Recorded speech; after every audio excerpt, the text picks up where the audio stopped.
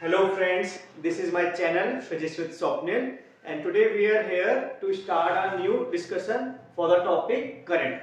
आज हम जो है करंट के बारे में समझना चाहते हैं, समझेंगे।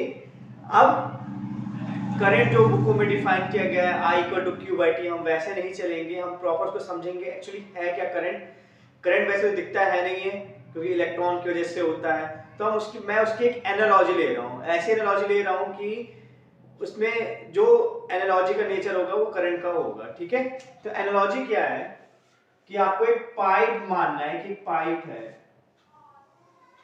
ठीक है, तो हम सब जानते हैं जो पाइप होती है सटक होती है ना, वो पाइप है। ठीक है, और पाइप से वाटर जा रहा है। ठीक है, तो water is flowing through the pipe. अब पाइप से पानी जा रहा है, तो जब पानी जा रहा है पाइप से तो जितना आ रहा है उतना निकल रहा है। ठीक है, तो जो निकल रहा है उसको क्या बोलते हैं? डिस्चार्ज बोलते हैं। क्या बोलते हैं? डिस्चार्ज। डिस्चार्ज डिस्चार्ज मतलब क्या होता है? डिस्चार्ज होता है कितना लीटर निकला पानी, तो हम इसमें डिस्चार्ज पर सेकंड देख रहे हैं कि पर सेकंड कितना डिस्चार्ज हो रहा है। ठीक है, तो जितना आया वो उतना निकलेगा ना, जितना आया होगा उतना निकलेगा। अभी पानी तो इकट्ठा नहीं होता पाइप में, जो पाइप होती है वो स्टोरिंग डिवाइस तो है नहीं है। स्टोरिंग डिवाइस क्या होती है? टैंक होता है, टंकी होती है, तो पाइप स्टोरिंग डिवाइस नहीं है। तो जितना आएगा उतना ही जाएगा, जितना डिस्चार्ज इन होगा उतना ही डिस्चार्ज आउट होगा। ठीक है, तो ऐसे ही सेम जो डिस्चार्ज होता है पर सेकेंड होता है, वैसे ही करंट होता है, वैसे ही टोटली वैसे ही करंट होता है। अगर हम एक वायर देखें तो जो वायर होती है, अगर हम कॉपर की वायर देखें, कॉपर की वायर देखें तो कॉपर की वायर भी स्टोर नहीं करती कुछ भी चीज। जो स्टोरेज का काम होता है वो कैपेसिटर का होता है। तो ये भी वायर भी पाइप की तरह होती है। जैसे इसमें वाटर जा रहा है, इसमें इलेक्ट्रॉन मूव करते हैं। इसमें क्या मूव करते हैं? इसमें इलेक्ट्रॉन मूव करते हैं। इसमें जो मूव करते हैं वो इलेक्ट्रॉन मूव करते हैं। ठीक है, इलेक्ट्रॉन ड्रिफ्ट होते हैं। ठीक है, इसमें जो होते हैं इलेक्ट्रॉन जो होते हैं वो क्या होते हैं? ड्रिफ्ट होते हैं। ड्रिफ्ट मैंने क्यों बोला? क्योंकि कॉपर या कोई भी मेटल अगर रूम टेम्परेचर में होता है तो उसके पास जो फ्री इलेक्ट्रॉन्स होते हैं वो रेंडमली मूव करते हैं, कहीं भी मूव करते हैं। लेकिन जब हम एक बैटरी अप्लाई कर देते हैं, वोल्टेज अप्लाई कर देते हैं, तो ये इलेक्ट्रॉन एक पर्टिकुलर डायरेक्शन में ड्रिफ्ट करते हैं। इसमें मैंने इसको ड्रिफ्ट बोला है। ठीक है, तो आपको समझ में आया? तो जो करंट है, अब इलेक्ट्रॉन के मूवमेंट से, वाटर के मूवमेंट से डिस्चार्ज हो रहा है, वैसे इलेक्ट्रॉन के मूवमेंट से, चार्ज के मूवमेंट से ही इलेक्ट्रॉन हमारा क्या है? इलेक्ट्रॉन हमारा चार्ज है। तो चार्ज के ही मूवमेंट से ही क्या होगा? करंट होगा। जितना चार्ज पर सेकेंड, जितना चार्ज पर सेकेंड इंटर करेगा उतना ही चार्ज पर सेकेंड क्या करेगा? बाहर निकलेगा, है ना। तो यहां से आने वाला करंट और यहां से जाने वाला करंट क्या होगा? सेम होगा। अभी तो बहुत इजी लग रहा है, बोले सर ये सब क्या पढ़ाई, तो बहुत इजी है। अब हम बताते हैं जिससे कि बहुत सारे मिसकंसेप्शन आपके दूर होंगे करंट के बारे में। ये जो एनालॉजी है बहुत ही पावरफुल है। अब देखिए, मान लीजिए पाइप में हम सब जानते हैं कि अगर हमने, जैसे हमने थोड़ा सा अपना थंब लगा दिया थोड़े से एरिया में, जब हमने थंब लगा दिया तो हम देखते क्या है कि वेलोसिटी बढ़ जाती है। ठीक है, तो अगर हमने इतने पोर्शन में थंब लगा दिया, इतने पोर्शन में हमने थंब लगा दिया, तो हम क्या कर रहे हैं? हम एरिया कम कर रहे हैं। फिर एरिया ज्यादा था, अब एरिया क्या हो गया? कम हो गया। जब एरिया कम हो गया तो डिस्चार्ज तो उतना ही होना है, तो वेलोसिटी बढ़ जाएगी। मान लो यहाँ पे वेलोसिटी अगर v1 है तो यहाँ पे वेलोसिटी जो हो जाएगी बढ़ जाएगी, v2 हो जाएगी। वेलोसिटी क्या हो जाएगी? बढ़ जाएगी। ठीक है, वेलोसिटी बढ़ जाएगी, लेकिन क्या डिस्चार्ज कम ज्यादा होगा? नहीं, तो डिस्चार्ज कम ज्यादा नहीं होगा।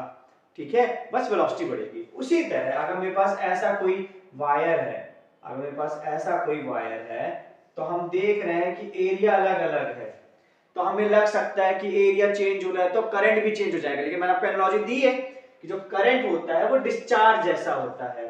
तो अगर ये एरिया A1 है और ये एरिया A2 है, तो हम जानते हैं कि एरिया A1 A2 से कम है, लेकिन जो करंट होगा I1 और जो करंट होगा I2 वो क्या होगा? सेम होगा, क्योंकि करंट चेंज नहीं होता एरिया के चेंज होने से। करंट क्या है? डिस्चार्ज, जैसे डिस्चार्ज भी चेंज नहीं होगा, बस स्पीड बढ़ जाएगी। अगर एरिया कम है तो जो ये स्पीड होती है ना, ड्रिफ्ट वेलोसिटी ये बढ़ जाती है। तो हमारी ड्रिफ्ट वेलोसिटी होगी 1 होगी, वो ज्यादा होगी ड्रिफ्ट वेलोसिटी 2 से। ठीक है, तो आपको ये समझ में आया? कॉन्सेप्ट समझ में आया? एक और चीज हम इसमें डिस्कस करेंगे, जब भी हम रिप्रेजेंटेशन करते हैं सर्किट का तो हम क्या बनाते हैं, इसको पहले हम रफ कर देते हैं। अब जब भी हम सर्किट बनाते हैं तो हम सर्किट ऐसे बनाते हैं। ठीक है, ये हमारी बैटरी होती है जो वोल्टेज का सोर्स होती है, और ये करंट होता है, और ये क्या होता है? रेजिस्टेंस होता है। ठीक है, अब करंट जा रहा है, करंट इंटर कर रहा है और उतना ही करंट निकलता है। आप कोई बुक के डायग्राम देख लो, जो करंट यहां से आता है वही लौट के आता है। अब कुछ लोग बोलते हैं कि जो रेजिस्टेंस होता है वो करंट को कम करता है, तो करंट तो कम होना चाहिए। तो बुक क्या गलत है? बुक में पिक्चर से क्या गलत है? करंट जितना इंटर करता है करंट तो कम होना चाहिए। कुछ लोग बोलते हैं कि रेजिस्टेंस एक स्पीड ब्रेकर की तरह है, और आप करंट आपकी स्कूटी टाइप की है, और जब कुछ ज्यादा स्पीड ब्रेकर बड़ा बन गया है, स्पीड ब्रेकर टाइप का है, और जब भी आपकी स्कूटी स्पीड ब्रेकर में से जाएगी तो स्पीड कम हो जाएगी। तो स्पीड ब्रेकर क्या? रेजिस्टेंस टाइप का है, तो करंट कम होना चाहिए, लेकिन ऐसा तो होता नहीं है। तो अब वही एनालॉजी में जाएं जो मैंने आपको दिया था। कौन सी एनालॉजी दिया था हमने? पाइप वाली एनालॉजी दिया था। अब आप ही बताइए कि आपके पास एक ये वाली पाइप है और आपके पास एक थोड़ी सी बड़ी पाइप है, बड़ी क्या बोले कि चौड़ी पाइप, थोड़ी विड्थ जाता है। ठीक है, तो यहां से अगर करंट I1 निकलेगा और यहां से मान लिया अगर करंट I2 निकलेगा, तो अपने एक्सपीरियंस से बताइए, कॉमन एक्सपीरियंस से I1 ज्यादा होगा I2 ज्यादा होगा? डिस्चार्ज I2 से ज्यादा होगा क्योंकि चौड़ी है, तो I2 का डिस्चार्ज क्या होगा? I1 से ज्यादा। तो इसमें जो है ये रेजिस्टेंस R1 है और ये रेजिस्टेंस R2 है। जो पाइप है वही एक रेजिस्टेंस है। रेजिस्टेंस मतलब जो हमें दिख रहा है, जो जिससे पास हो रहा है, वाटर पास हो रहा है। तो अब इसमें हम बोल सकते हैं करंट I1 अगर कम है तो R1 का रेजिस्टेंस क्या है? ज्यादा, और R2 का क्या है? कम। तो एक गिवन रेजिस्टेंस में, जैसे ये रेजिस्टेंस फिक्स हो गया, एक गिवन रेजिस्टेंस में करंट चेंज नहीं होता, लेकिन आप एक अगला रेजिस्टेंस ले लें, जैसे मान लीजिए ये रेजिस्टेंस है आपका 2 और करंट आपका 5 एम्पीयर फ्लो हो रहा है। ठीक है, अब आप दूसरा कर दे, चेंज कर दे, आप रेजिस्टेंस ले ले 5 ओम का। तो हम एग्जैक्ट तो कैलकुलेशन नहीं बता सकते जब वोल्टेज ना पता हो। तो जो करंट होगा इसमें बेटा, क्योंकि रेजिस्टेंस क्या हो गया? बढ़ गया, तो करंट क्या हो जाएगा? कम हो जाएगा। तो मान लेते हैं 2 एम्पीयर। तो अगर आप रेजिस्टेंस चेंज करते हो तब जाके करंट क्या होता है? कम होता है, लेकिन एक गिवन रेजिस्टेंस में करंट नहीं होता है। आप पाइप की एनालॉजी से लेंगे तो आपको कभी भी कंफ्यूजन नहीं होगी। तो आई होप आपको ये पॉइंट समझ में आया होगा। ठीक है,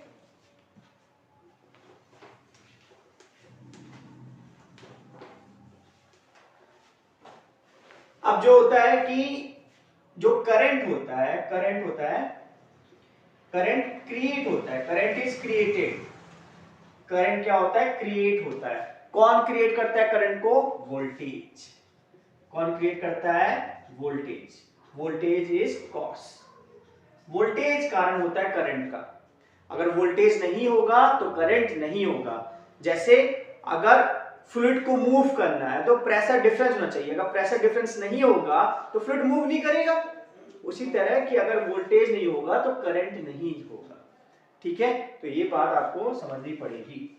ठीक है, अब जब हमने ड्रिफ्ट स्पीड की बात की थी, आपसे ड्रिफ्ट स्पीड की बात की थी, तो जो इलेक्ट्रॉन की ड्रिफ्ट स्पीड होती है 10⁻⁻⁴ मीटर पर सेकंड होती है। इसको आप ऐसे समझ सकते हैं कि अगर 1 मीटर लॉन्ग वायर है, तो ऑन एन एवरेज उसको एक इलेक्ट्रॉन को एक एंड से दूसरे एंड पहुंचने में लगभग 8 मिनट लगेगा। ड्रिफ्ट स्पीड इतनी छोटी होती है, हमें पता भी होना चाहिए, हमें एक फीलिंग आनी चाहिए कि ड्रिफ्ट स्पीड कितनी होती है एग्जैक्टली। लेकिन अगर हम एक रैंडम वेलोसिटी की बात करें, इलेक्ट्रॉन की रैंडम स्पीड की बात करें इलेक्ट्रॉन की, तो वो होती है 10 की पावर लगभग 10 की पावर 6 मीटर पर सेकेंड, या ये हो सकता है 10 की पावर 3 किलोमीटर पर सेकेंड, मतलब 1000 किलोमीटर पर सेकेंड। इतना तेज रैंडम स्पीड होती है इलेक्ट्रॉन की। ठीक है, तो अगर एक कोई मेटल है तो मेटल का मतलब ये होता है कि रूम टेम्परेचर में इलेक्ट्रॉन क्या होंगे? फ्री होंगे, और जो ये फ्री इलेक्ट्रॉन है उनकी जो स्पीड है 10 की पावर 3 किलोमीटर पर सेकंड होती है। लेकिन अब इसी में अगर हमने एक वोल्टेज अप्लाई कर दिया तो ये इलेक्ट्रॉन ड्रिफ्ट करेंगे, और जो इनकी ड्रिफ्टिंग स्पीड होगी कितनी कम होती है, 10⁻⁴ मीटर पर सेकंड। तो हमें एक अच्छा खासा आइडिया होना चाहिए। अब लास्ट में करंट में एक दो चीज और जो रह गई है वो हम जिक्र करेंगे कि करंट जो होता है हमेशा, जैसे हमने एक एरिया लिया तो हम देखते हैं कि जो इलेक्ट्रॉन है उनको क्रॉस करना है उस एरिया को, ठीक है। एक पर्सन है मान लो, ठीक है, गेट कीपर, वो देख रहे हैं कि कितने इलेक्ट्रॉन क्रॉस कर रहे हैं एक एरिया को, है ना। तो इसको बोलते हैं इलेक्ट्रॉन क्रॉसिंग एन एरिया पर सेकेंड इज करंट। कितने इलेक्ट्रॉन क्रॉस कर रहे हैं एक पर्टिकुलर एरिया को, क्योंकि अगर हम एक कंडक्टर लेते हैं सिलेंडर शेप का, इसे क्रॉस सेक्शन एरिया लेते हैं, तो अगर हम जब वोल्टेज लगाएंगे तो कितने इलेक्ट्रॉन पर सेकेंड इस कंडक्टर को क्रॉस कर रहे हैं वही हमारा करंट देगा। अगर डेफिनेशन की अब हम बात करते हैं, लास्ट में डेफिनेशन आई क्या होता है, Q/T, ठीक है। इलेक्ट्रॉन भी हमारा चार्ज है, ठीक है, तो Q/T इज करंट। अब इसमें अगर हम चार्ज की बात करें तो जो चार्ज होता है वो क्वांटाइज्ड होता है। जैसे मास जो है वो कुछ भी हो सकता है, 1 kg हो सकता है, 0.1 kg हो सकता है। चार्ज कुछ भी नहीं हो सकता। चार्ज जो होगा वो इलेक्ट्रॉन की वजह से है, क्योंकि अगर इलेक्ट्रॉन निकलते हैं किसी एटम से या एड अप होते हैं तो वो एटम चार्ज हो जाता है। तो इलेक्ट्रॉन ही का इंटीग्रल मल्टीपल जो होगा वही चार्ज देगा। तो ये फॉर्मूला होता है चार्ज का, Q = NE, जहां N है नंबर ऑफ इलेक्ट्रॉन, E की वैल्यू होती है 1.67 × 10⁻⁹ कूलम, और Q हमारा बेटा है चार्ज, ठीक है। तो I hope you enjoy this video. Thank you so much.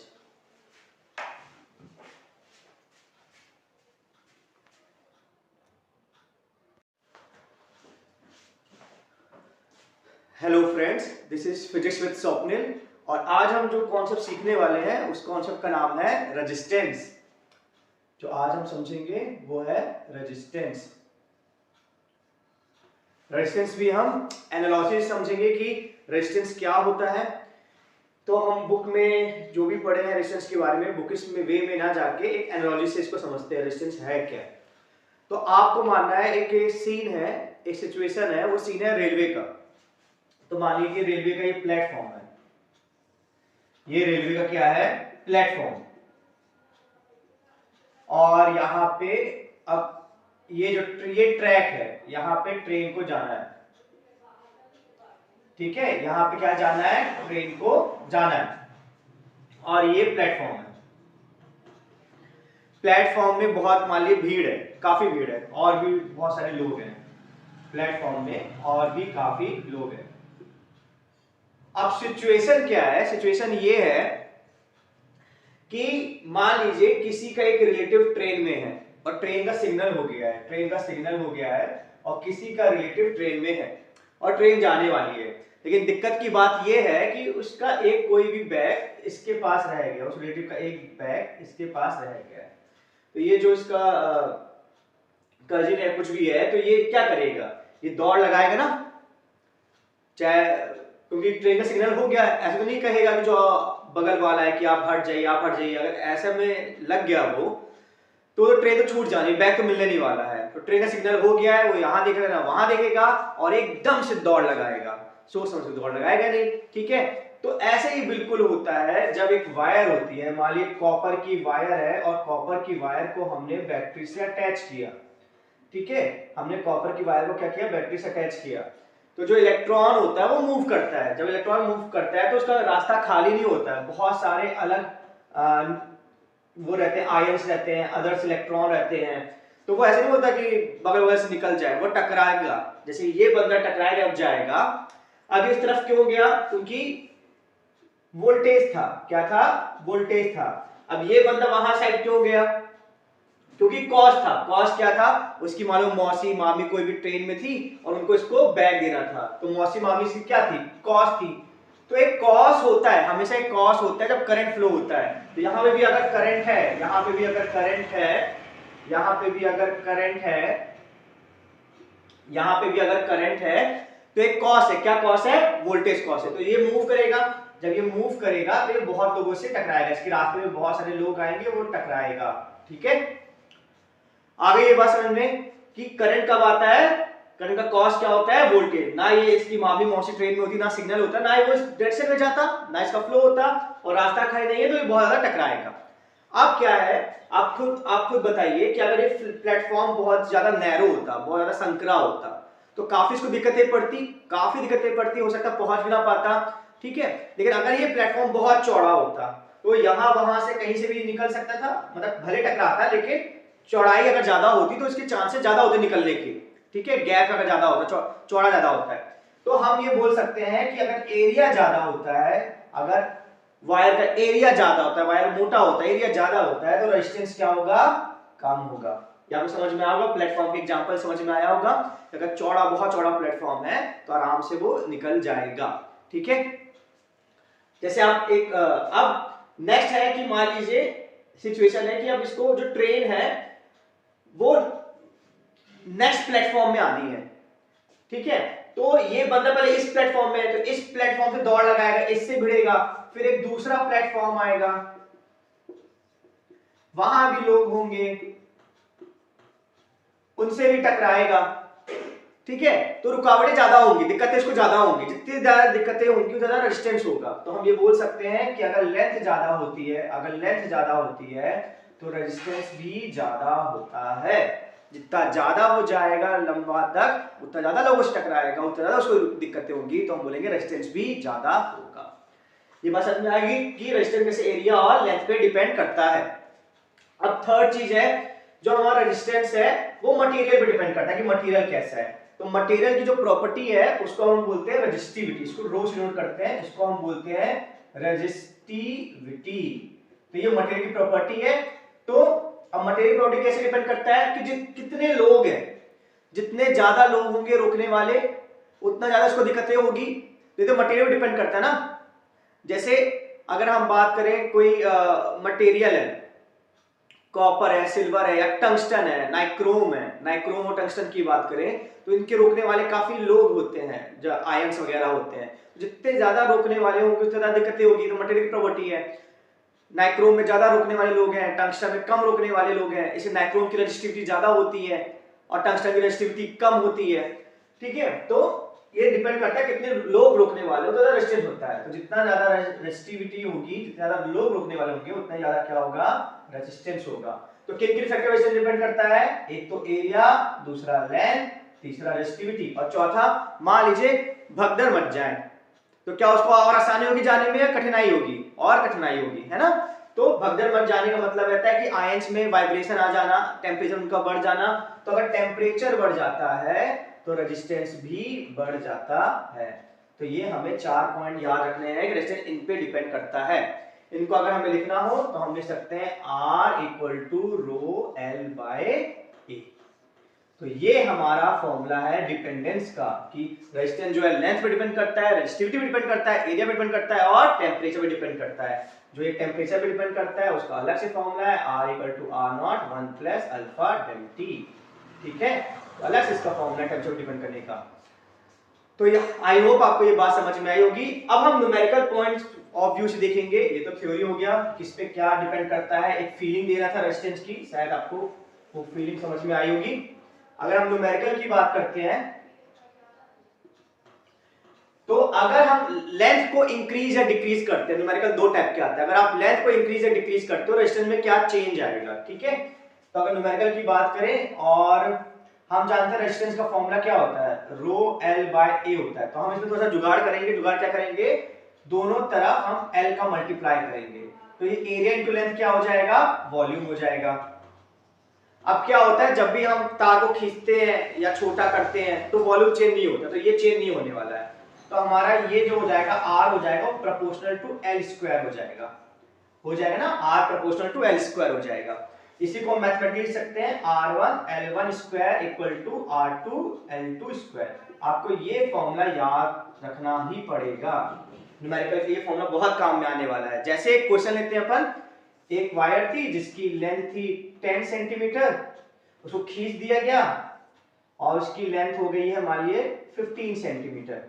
तो पहले रेजिस्टेंस R1 था, फिर R2 था। तो बताइए R1 R2 में क्या रिलेशन होगा? तो यहाँ पे रख दीजिए, तो R1L1 स्क्वायर, L1 की वैल्यू रख दीजिए, L1 की वैल्यू क्या है आपकी 10 का स्क्वायर इक्वल टू R2 और 15 का स्क्वायर। तो ये रिलेशन आ जाएगा, बस फॉर्मूले में रखना है, इजी है। ठीक है, तो आपको ये फॉर्मूला याद ही होना चाहिए। अब सेकंड टाइप का क्वेश्चन जो आता है न्यूमेरिकल में रेजिस्टेंस के बेसिस पे, वो ये आता है कि आपका एरिया चेंज हो गया। एरिया अब क्या होता है, कोई भी तार होती है सिलेंड्रिकल होती है, जो एरिया वो सर्कुलर होगा। ठीक है, तो इसमें आपको फिर से वही हम करेंगे R equal to rho L by A. अब हम एरिया का मल्टीप्लाई करेंगे दोनों तरफ, तो ये हो जाएगा वॉल्यूम, ये कांस्टेंट है तो रेजिस्टेंस क्या हो जाएगा inversely proportional to A square. अब हम जानते हैं सर्कल का एरिया क्या होता है पाई आर स्क्वायर होता है, तो ये बेटा ये हो जाएगा R proportional to 1 upon R की पावर 4, क्योंकि R स्क्वायर का स्क्वायर क्या होगा R की पावर 4। तो ये हमारा आ जाएगा फॉर्मूला R1 की पावर 4 इक्वल टू R2 की पावर 4, जहां पे R1 R2 रेजिस्टेंस है और R1 और R2 क्या है रेडियस है। क्या है R1 R2 रेडियस है। एक क्वेश्चन लेते हैं कि मान लीजिए जो एरिया है वो आधा हो गया, तो रेजिस्टेंस में क्या चेंज हो जाएगा। ठीक है, मान लो रेडियस पहले जो भी था 4 सेंटीमीटर था, अब जो रेडियस हो गया 2 सेंटीमीटर हो गया, तो रेडियस क्या रिलेशन होगा R1 R2 में। तो रख दीजिए R1 का स्क्वायर कितना R1 की पावर 4, तो 4 की पावर 4 और R2 2 की पावर 4। बस इसको सॉल्व करना है और आपका आंसर आ गया। तो सिंपल है। Thanks for watching this video.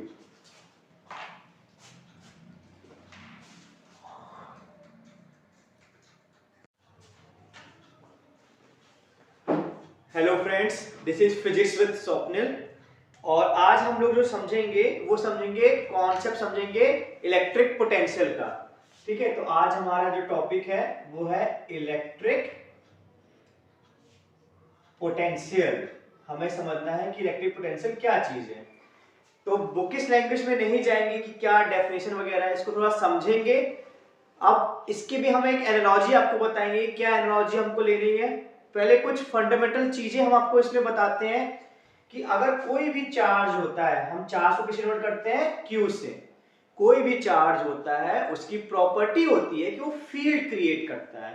तो ये जो चार्ज है ये क्या करेगा, ये फील्ड क्रिएट करेगा। ठीक है, और जो चार्ज फील्ड क्रिएट करता है, ये जो इसने फील्ड क्रिएट की, ये जो फील्ड इसने क्रिएट की, इसको बोलते हैं इलेक्ट्रिक फील्ड। कौन सी फील्ड बोलते हैं, इलेक्ट्रिक फील्ड।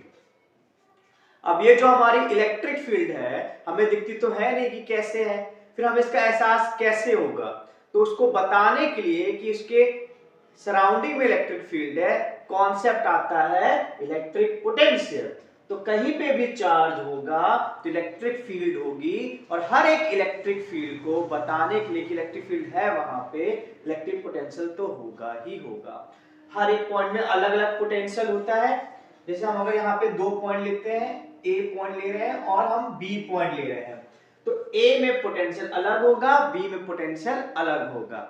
अब इसको एनालॉजी लेते हैं, अब तो ज्यादा कुछ समझ में आया नहीं होगा। तो आप मान के चलिए ये जो चार्ज है ये पेरेंट है। ठीक है, हमारे मम्मी पापा है ये। ठीक है, अब मम्मी पापा की एक फील्ड होती है। फील्ड होती है कि जो बच्चा उस फील्ड के अंदर होता है, वो फील्ड कहां तक जाती है। जैसे बच्चा है वो घर से स्कूल जा रहा है, तो मम्मी पापा की फील्ड के अंदर है ना, कि बच्चा कहीं पे भी रैंडम मोशन नहीं कर सकता है। ऐसे नहीं बच्चा कहीं भी कोई और चौराहे चले जाएगा, ऐसा हो सकता है क्या, नहीं हो सकता है। बच्चा मम्मी पापा की फील्ड के अंदर है, तो वो स्कूल से घर आएगा, घर से स्कूल जाएगा। ठीक है, कहीं भी रैंडम मोशन नहीं कर सकता है। मान लीजिए एक चांस, बाय चांस बच्चे ने स्कूल बंक कर दिया। मान लीजिए बच्चा कॉलेज में है और बच्चे ने स्कूल बंक कर दिया और बच्चा चला गया मूवी देखने चला गया। ठीक है, तो जो मूवी है, जो मूवी थिएटर है, वो पेरेंट्स के फील्ड के बाहर है, तो ये हम बोल देते हैं ये है हमारा मूवी थिएटर। अब यहाँ पे ये बच्चा चला गया, मूवी थिएटर चला गया, ये बच्चा मूवी थिएटर चला गया अपने पेरेंट की फील्ड के बाहर, ठीक है।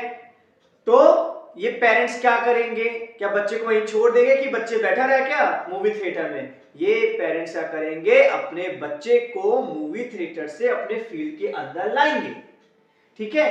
तो अपने बच्चे को मूवी थिएटर से अपने फील्ड के अंदर लाएंगे, ठीक है। तब जब वो लाएंगे तो उनकी एनर्जी स्पेंड होगी, उनकी एनर्जी लगेगी ना। क्या बच्चा खुद अपने आप आएगा क्या बी पॉइंट पे? नहीं आएगा, उसका नेचर तो है मूवी देखना।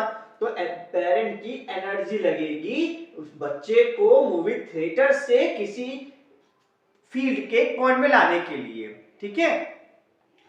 तो जो एनर्जी पेरेंट की लगती है उसी को हम बोलते हैं पोटेंशियल, ठीक है। तो हम इस बच्चे को बोलते हैं +1 चार्ज। क्या बोलते हैं? +1 चार्ज, ठीक है। तो जो वर्क डन होता है, वर्क डन, जितना वर्क डन होता है इस चार्ज के द्वारा यूनिट पॉजिटिव चार्ज को फील्ड के बाहर से फील्ड के अंदर लाने के लिए, उसी को बोलते हैं पोटेंशियल। जितना अंदर वो ले जाएंगे, जितना अंदर ले जाएंगे उतना ही पोटेंशियल ज्यादा होगा, क्योंकि बच्चा तो रजिस्ट करेगा ना, बच्चा तो नहीं चाहता है कि वो आए, पेरेंट्स जबरदस्ती अंदर ला रहे हैं, जितना और अंदर ले जाएंगे उतना ज्यादा रेजिस्टेंस होगा, उतना ज्यादा उनकी एनर्जी लगेगी, उतना ज्यादा एनर्जी यहाँ पे स्टोर होगी। तो जितना आप अंदर जाते हो उतना ज्यादा क्या होता है? पोटेंशियल होता है। तो अगर ये V है और ये VB है पोटेंशियल, पोटेंशियल को हम V लेटर से डिनोट करते हैं, पोटेंशियल को हम V लेटर से डिनोट करते हैं। तो जो VA है वो VB से ज्यादा होगा, ठीक है।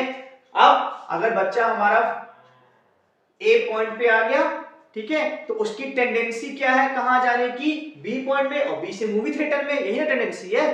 तो जब चार्ज फ्री होता है, जैसे बच्चा फ्री है तो वो कहां जाएगा? मूवी थिएटर जाएगा, इनफिनिट जाएगा, तो पोटेंशियल डिक्रीज होता है, हो रहा है ना। ए में ज्यादा पोटेंशियल है और बी में कम पोटेंशियल है, तो पोटेंशियल क्या होता है हमारा? डिक्रीज होता है, ठीक है। तो हर एक पॉइंट का क्या होता है? पोटेंशियल होता है। आई होप आपको समझ में आया होगा, इलेक्ट्रिक पोटेंशियल का कॉन्सेप्ट समझ में आया होगा, ये मूवी थिएटर के और पेरेंट्स के एग्जांपल से। फिर से अगर इसको समराइज करें तो हमें वर्क डन करना पड़ेगा, चार्ज को वर्क डन करना पड़ेगा +1 चार्ज को फील्ड के अंदर मिलाने के लिए। अब +1 चार्ज को बच्चे की तरह आप समझ सकते हैं। अगर बच्चा की नहीं है कि वो यहाँ पे आए, फील्ड के अंदर आए, पेरेंट फील्ड के अंदर आए, उसका मन है कि मूवी थिएटर में रहे, तो पेरेंट्स को वर्क डन करना पड़ेगा फील्ड में अंदर लाने के लिए। जितना ज्यादा वो वर्क डन करेंगे, जितना और पास लाएंगे फील्ड के अंदर, उतना ज्यादा ही उनकी एनर्जी स्पेंड होगी, ठीक है।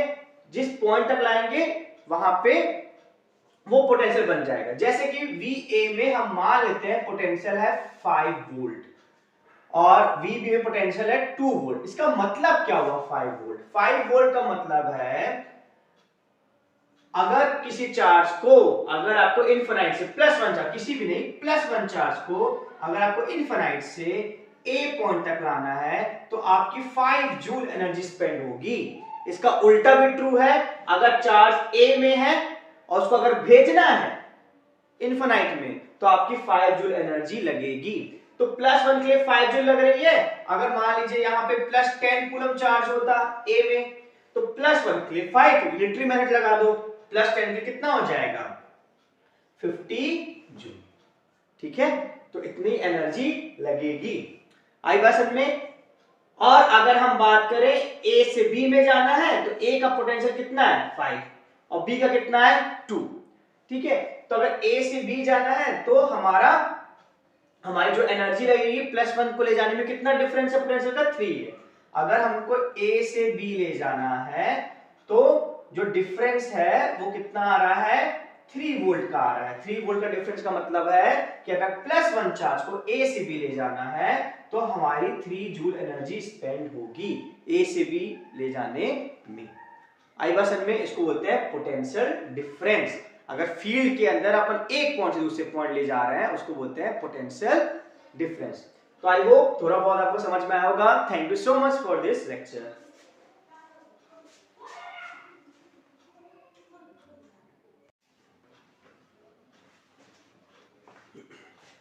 Hello friends, this is my channel physics with Swapnil और आज हम जो डिस्कस करने वाले हैं, आज का हमारा टॉपिक है Ohm's law. Ohm's law. Ohm ने क्या डिस्कवर किया, उसने क्या खोजा, क्या देखा? तो ओम ने बताया कि जो वोल्टेज होता है, voltage is cos of current. Voltage किसका कारण होता है? करंट का कारण होता है। करंट अपने आप बाय डिफॉल्ट नहीं होता है। अगर कहीं पे भी करंट है तो वोल्टेज होगा ही होगा। वोल्टेज जो होता है वो कारण होता है करंट का, ठीक है? तो अगर वोल्टेज बढ़ेगा तो करंट भी बढ़ेगा। उल्टा नहीं होता है कि करंट बढ़ेगा तो वोल्टेज बढ़ेगा। वोल्टेज कारण तो करंट है। अब इसका रिलेशन ये भी हो सकता था कि V proportional to I square या कुछ भी हो सकता था। अगर हम इसका देखते, या ऐसा हो सकता था V स्क्वायर इक्वल टू आई, मतलब अगर वोल्टेज अगर हम 2 गुना बढ़ाते तो हमारा जो करंट है वो 2 2 जो 4 टाइम्स बढ़ता है ना, मतलब करंट ज्यादा बढ़ता। लेकिन ये देखा, ओम ने ये देखा कि ये ऐसा नहीं है।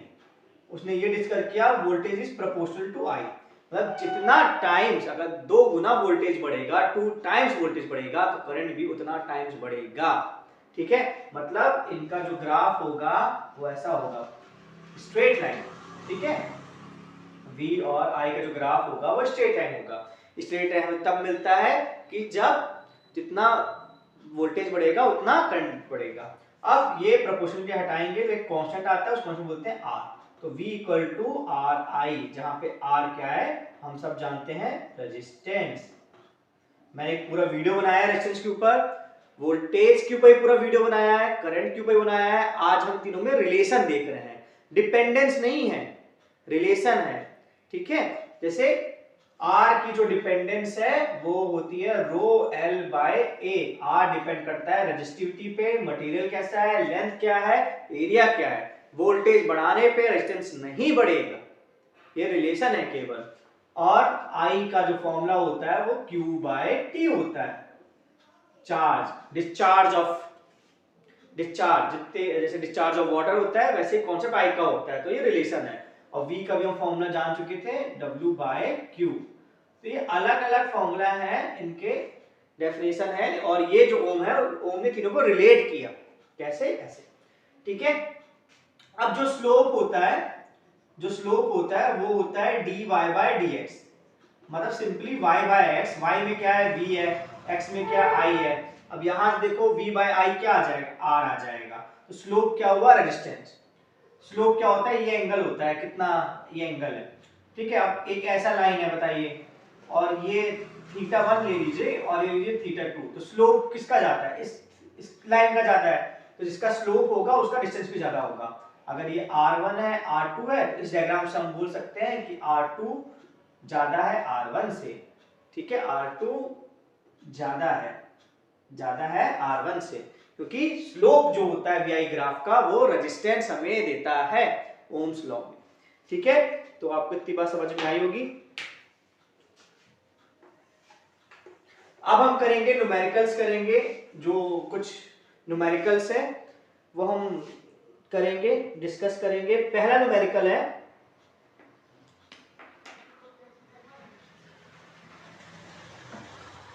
हमें नंबर ऑफ इलेक्ट्रॉन दिए हैं, 6.25 इंटू 10 की पावर 16 इंटू 10 की पावर 16 हमें नंबर ऑफ इलेक्ट्रॉन दिए गए हैं। और ये नंबर ऑफ इलेक्ट्रॉन जो है ए एंड से बी एंड तक फ्लो कर रहे हैं।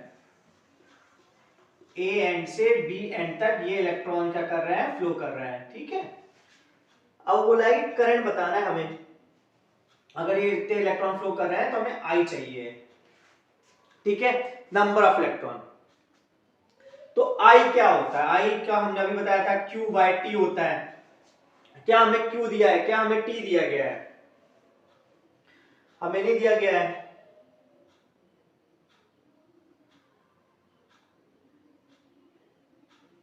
ठीक है? तो अब हम जानते हैं जो Q होता है वो N E के बराबर होता है। N दिया है, E की वैल्यू हमें पता होता है।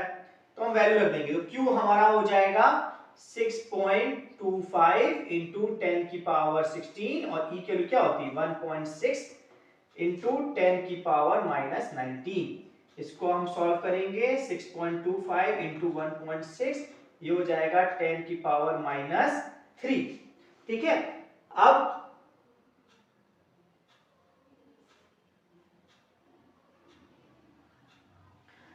और टाइम दिया गया है 2 सेकेंड, टाइम दिया गया है 2 सेकेंड। तो बस ये वैल्यू हम यहां रख देंगे, इसको सॉल्व करने के बाद और डिवाइड बाय 2 कर देंगे। और 10 की पावर माइनस 3 क्या होता है मिली एम्पियर होता है। तो हमारा जो फाइनल आंसर आ जाएगा वो आ जाएगा 6.25 इंटू 1.6 10 की पावर माइनस 3 मिली में चेंज हो जाएगा और टाइम हमें क्वेश्चन में दिया था 2 सेकेंड। बस अब इसको आप सॉल्व कर लें 0.8 और जब इसको आप मल्टीप्लाई करके सॉल्व करेंगे तो आपका आंसर आ जाएगा 5 मिली एम्पियर। अब ये कन्वेंशन है कि अगर electron A to B move कर रहे हैं तो ये माना जाता है कि जो करंट है वो जो फ्लो करेगा B टू A। तो करंट डायरेक्शन क्या होगी B टू A और कितना करंट फ्लो होगा 5 मिली एम्पियर। तो हमें क्या क्या गिवन था, हमें n गिवन था और हमें टाइम गिवन था और हमें क्या चाहिए था, हमें I चाहिए था। तो I होता है Q/T, क्या Q दिया था, नहीं दिया था। इन Q का फॉर्मूला हमारे पास होता है Q = NE, n दिया था, E के पता है तो हमें Q हमें पता चल गया और T हमने वैल्यू रख दी तो हमारा क्या आ गया करंट। ठीक है, आई होप आपको ये समझ में आया होगा। नेक्स्ट वैरायटी का हम लोग न्यूमेरिकल देखते हैं।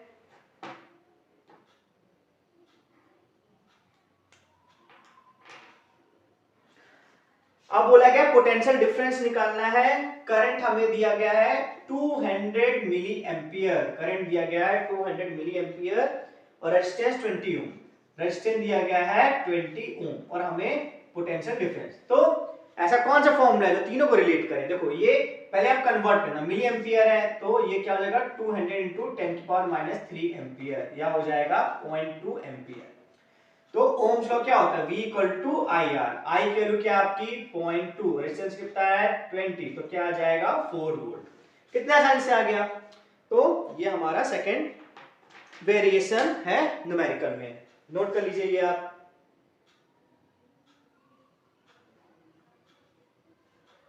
अब नेक्स्ट हम न्यूमेरिकल देख रहे हैं कुछ डिफरेंट टाइप का।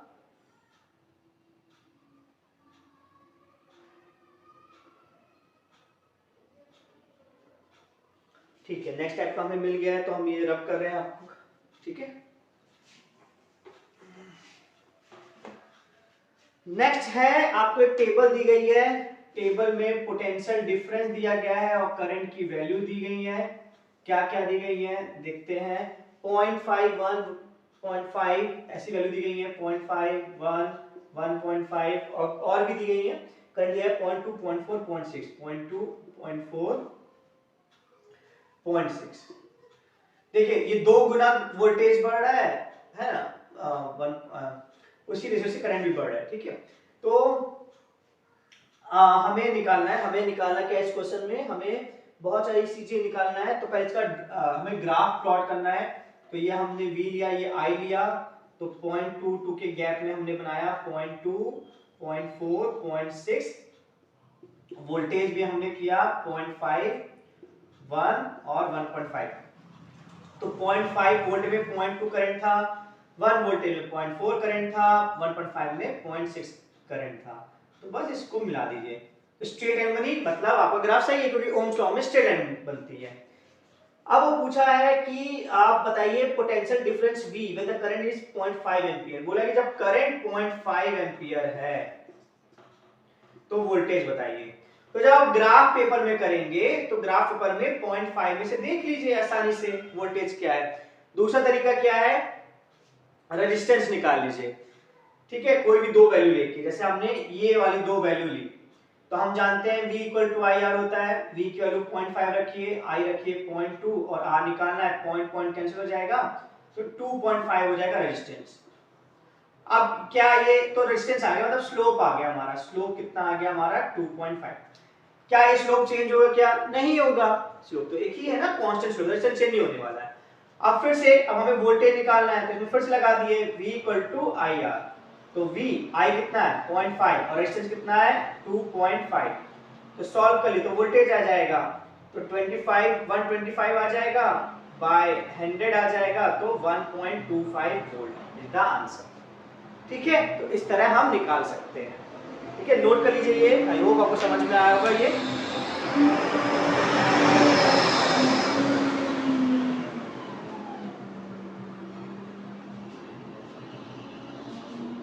अब नेक्स्ट वैरायटी ऑफ क्वेश्चन देखते हैं, जितना भी हमने समझा है उससे रिलेटेड।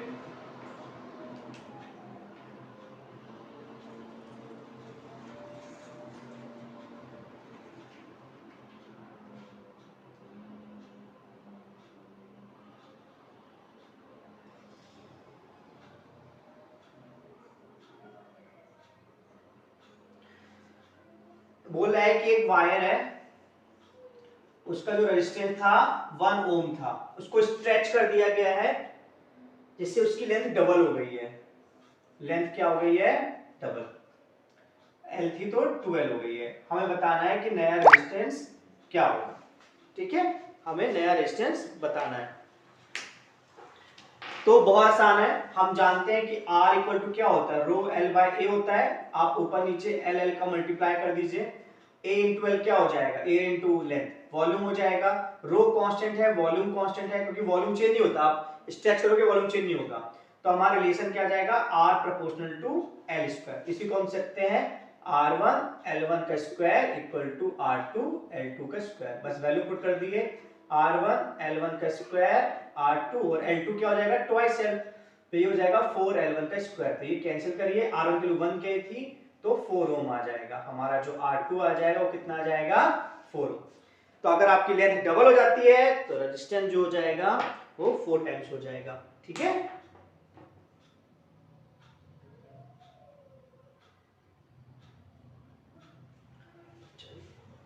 नेक्स्ट करें, है ना। आई होप आपको ये समझ में आया होगा। अब नेक्स्ट टाइप का क्वेश्चन अपन करते हैं।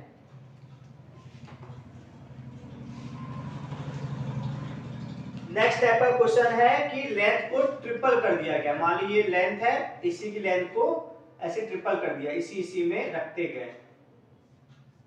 ठीक है, इसी लेंथ को उपयोग करके ऐसे किया और फिर ऐसे किया। तो अब जो लेंथ है, पहले L लेंथ थी, ठीक है, अब जो लेंथ हो जाएगी वो क्या हो जाएगी L बाय 3 हो जाएगी। तो पहले जो रेजिस्टेंस दिया था वो दिया था 9 ओम, पहले जो रेजिस्टेंस था वो था 9 ओम। अब पूछा गया अब क्या रेजिस्टेंस होगा। तो बस अभी हमने फॉर्मूला देखा है, वॉल्यूम तो चेंज होता नहीं है, तो हमारा क्या हो जाएगा, ये इसको अपन सॉल्व करते हैं। तो R1 L1 का square equal to R2 L2 का स्क्वायर। R1 की वैल्यू 9 है, L1 का स्क्वायर R2 L2 क्या हो जाएगा L बाय 3, तो L1 स्क्वायर बाय 3 का स्क्वायर क्या हो जाएगा 9 हो जाएगा, ये कैंसिल हो जाएगा। तो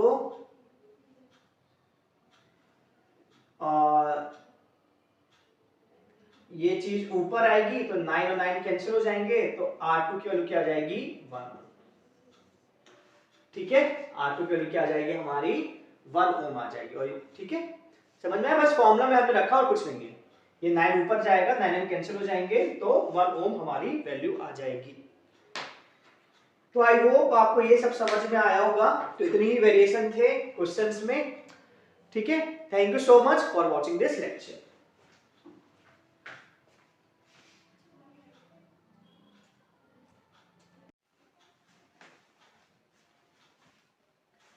hello friends, this is physics with Swapnil, और आज हमारा जो टॉपिक है वो है सीरीज एंड पैरेलल। ठीक है, तो हमारा टॉपिक है सीरीज एंड पैरेलल। अभी तो केवल हम पैरेलल लिख रहे हैं, सीरीज भी समझाएंगे। एक क्वेश्चन लेते हैं। क्वेश्चन ऐसा है, एक मान लीजिए आपने सर्किल बनाया और ये पॉइंट ए है, इस ए पॉइंट से कुछ रजिस्टर ले आइए।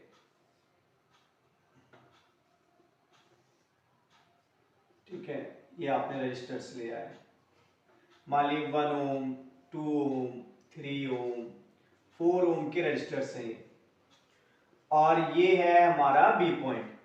ठीक है,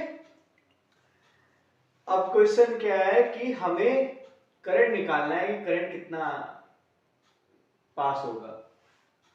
ठीक है, मान लीजिए कि 2 वोल्ट की बैटरी हमने लगाई है इसके बीच में, या 20 वोल्ट की बैटरी लगा दी हमने इसके बीच में, हमें निकालना है कितना करंट फ्लो हो रहेगा।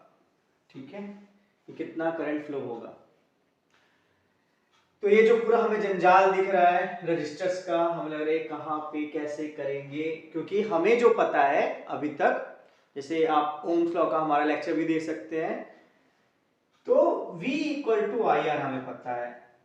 ठीक है, अब V तो दिया गया है 20 वोल्ट, I निकालना है।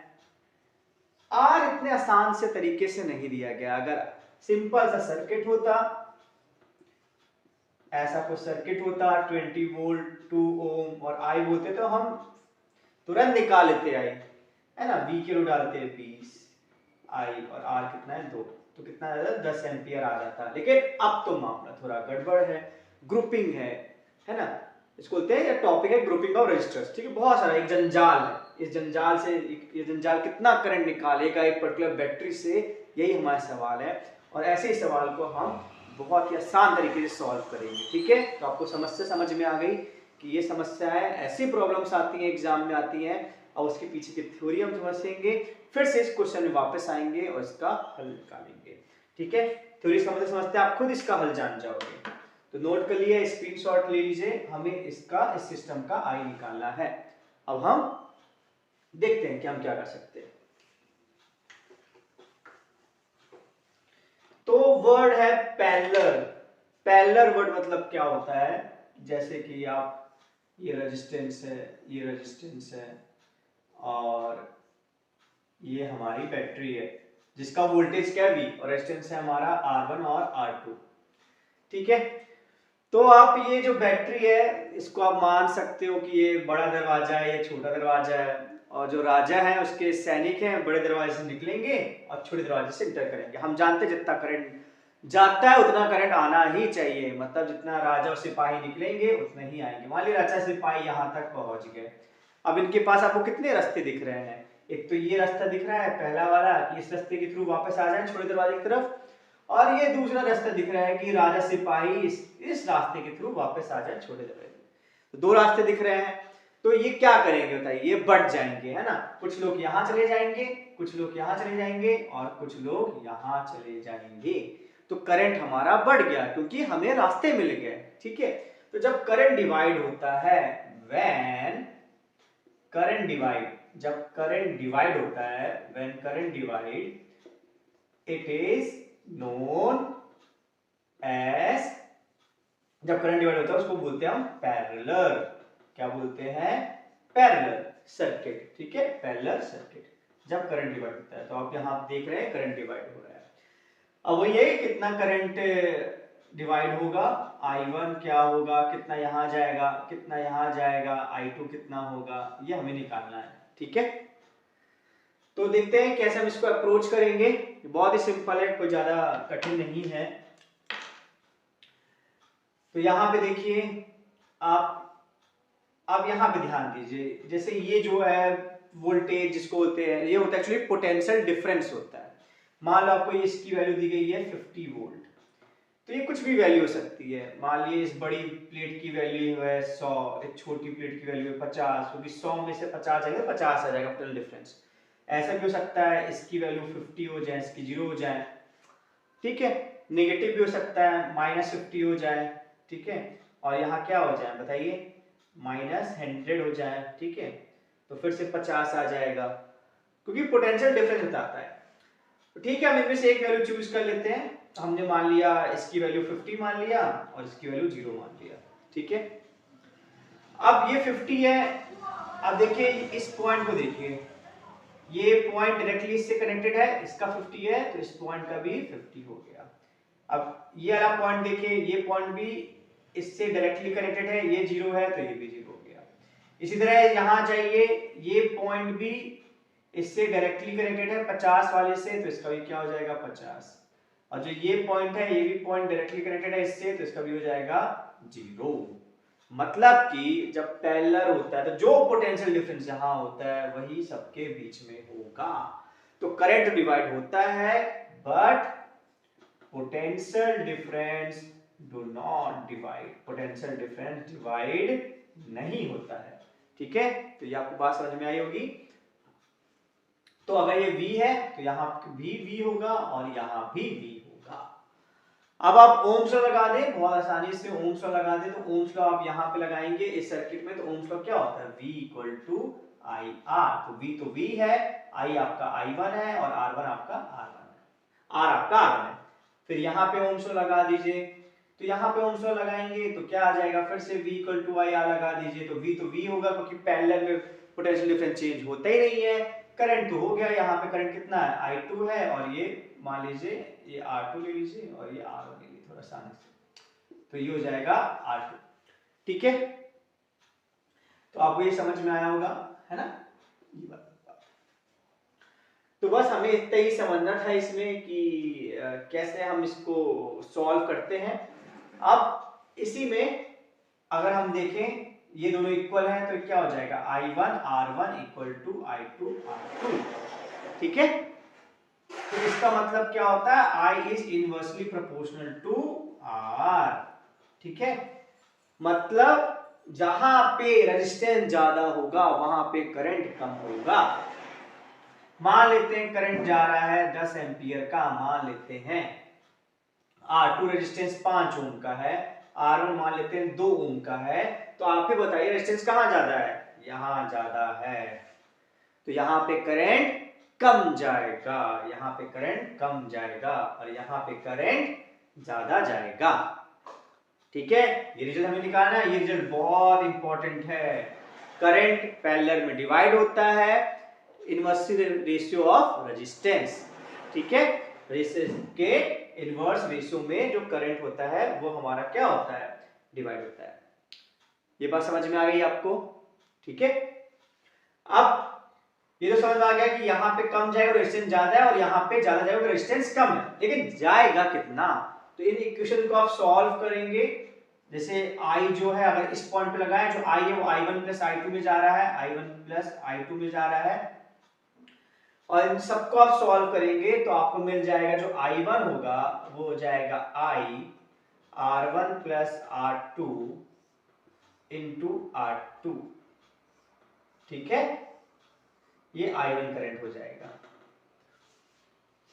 ये बात समझ में आ गई, तो ये फॉर्मूला हमें नहीं भूलना है। इसी तरह अगर हम I2 की बात करें तो I2 बताइए क्या हो जाएगा, total current upon total resistance, और इनवर्सली प्रोपोर्शनल होता है तो ये हो जाएगा R1, तो इतना करंट जाएगा। ठीक है, तो हमारा मेन यही था कि हमें टोटल करंट दे दिया जाता है, रेजिस्टेंस दिया जाता है और पूछा जाता है भाई इसमें कितना जाएगा उसमें कितना जाएगा। एक क्वालिटेटिव तो हमें पता है कि जिसमें रेजिस्टेंस ज्यादा होगा वहां करंट कम जाएगा, लेकिन कितना जाएगा तो हमारे पास फॉर्मूला भी है दोनों। ठीक है, इसका भी स्क्रीनशॉट ले लीजिए, बहुत इंपॉर्टेंट है ये।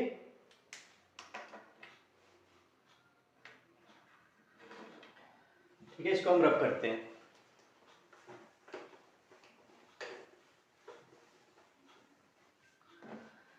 अब एक और है, इसमें लास्ट एक और चीज समझाएंगे, फिर वो वाला क्वेश्चन आपको ना अपने आप हल होगा। तो फिर से लेते हैं, फिर से सर्किट डायग्राम बनाते हैं। ये किसका सर्किट डायग्राम है आपको तो पता ही है, ये पैरेलल का सर्किट डायग्राम है। R1 ले लेते हैं, R2 लेते हैं, V वोल्टेज लेते हैं, I करंट ले लेते हैं। ठीक है, अब क्या है कि हमें ये R1 R2 नहीं लगाना है। मान लिया R3 भी आ जाए, R4 भी आ जाए, इनफाइनाइट आ जाए, कुछ भी आ जाए, कैसे भी आ जाए, हमें बस इनके बदले कोई एक रेजिस्टेंस लगाना है जो उतना ही करंट विड्रॉ करें जितना ये सब कर रहे हैं। ठीक है, हमें उसको बोलते हैं R इक्विवेलेंट, या बोलते हैं इसको R इफेक्टिव। R इफेक्टिव मतलब क्या होता है कि उतना ही करंट विड्रॉ करें पर्टिकुलर वोल्टेज से, जो वोल्टेज दिया गया है पर्टिकुलर वोल्टेज से, जो पूरा ये जंजाल, अभी तो बहुत सिंपल है, कितना भी कॉम्प्लेक्स हो जाए पूरा जंजाल विड्रॉ करता है।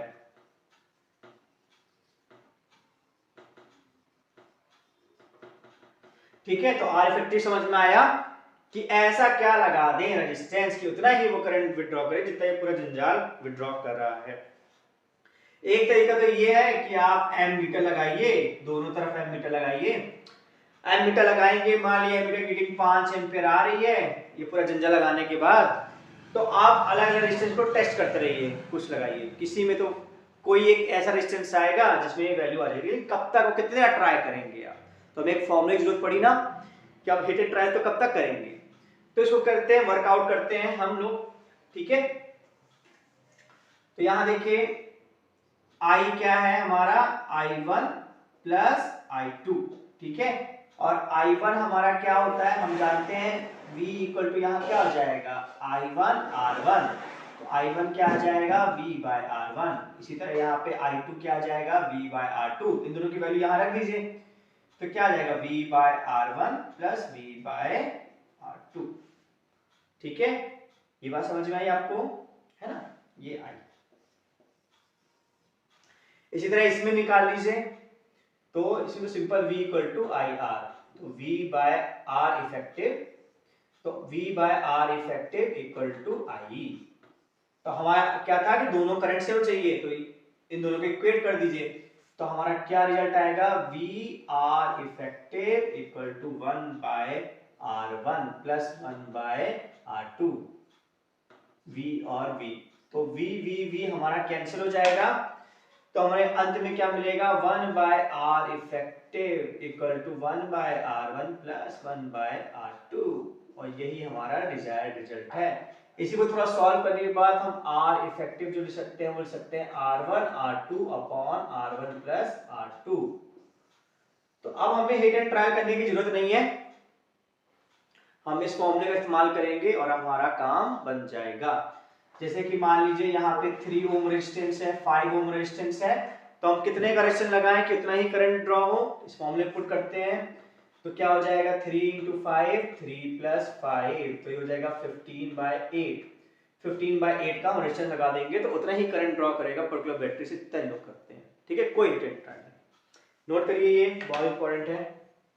बस अब हमने सब कुछ कर लिया है, अब जो स्टार्टिंग में जो हमने क्वेश्चन किया था अब उसको सॉल्व करने की बारी है, रब कर देंगे, नोट कर लीजिए।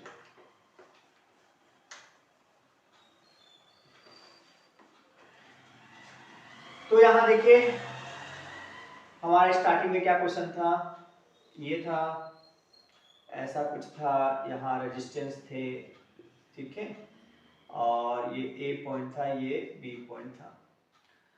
अब कुछ भी वैल्यू हो सकती है, मान लीजिए R1 R2 R3 R4 ले लिया, है ना, और यहाँ पे बैटरी जॉइन थी, मान लीजिए 20 वोल्ट की। अब हमें वही करंट निकालना है, कितना करंट पास होगा, देखिए यहाँ पे ये 20 वोल्ट है, मान लेते हैं जैसे हमने 20 वोल्ट आपको दिया था, तो हमने बताया था कि आप इसको 20 मान ले, इसको 0 वोल्ट मान ले, है ना, क्योंकि 20 माइनस 0 20 आ जाएगा।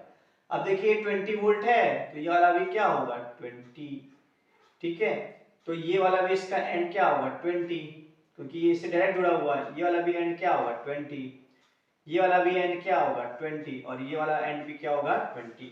इसको थोड़ा ब्लैक से कर दें, ये 20 ये 20 ये 20 ये 20, क्योंकि कोई रेजिस्टेंस नहीं है पोटेंशियल ड्रॉप करने की। अब यहाँ देखिए ये वाला 0, तो इससे टच ये वाला भी 0, और ये देखिए सेम जा रहा है, तो ये वाला भी 0 और ये वाला भी 0।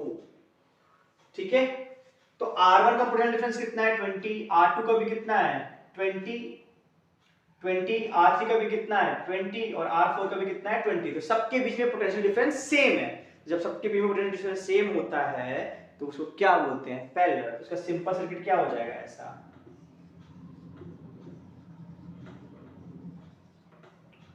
ठीक है, ये इसका simple circuit R1 R2 R3 और R4। ठीक है, अब हमें निकालना है कितना करंट करेगा, तो हम इसका क्या निकाल लें, हम इसका R इफेक्टिव निकाल लें। तो हम जानते जब पैरेलल में होता है तो 1 अपॉन आर इफेक्टिव क्या होता है, 1/r1 plus 1/r2 plus 1/r3 plus 1/r4। हमें r1 r2 r3 r4 दिया गया है, यहाँ पे आप वैल्यू पुट करें, R इफेक्टिव आ जाएगा, फिर ओम्स लॉ लगाते हैं, V equal to I R effective. आपको V दिया गया है, R इफेक्टिव आपने यहां से निकाल लिया तो आपका I आ गया। देखिए कितनी आसानी से हमने ये प्रॉब्लम कर लिया। Okay, so thank you so much for watching this lecture.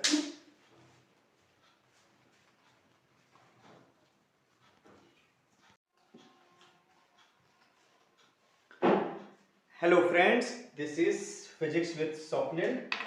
और पिछला लेक्चर हमारा पैरेलल पे था, एक हमने क्वेश्चन दिया था, उस तरह आज भी एक क्वेश्चन देते हैं आपको और इसको सीखेंगे। तो हमारा जो डिस्कस करने का जोन है वो है कॉन्सेप्ट थ्रू क्वेश्चन। क्वेश्चन के जरिए हम कॉन्सेप्ट समझेंगे।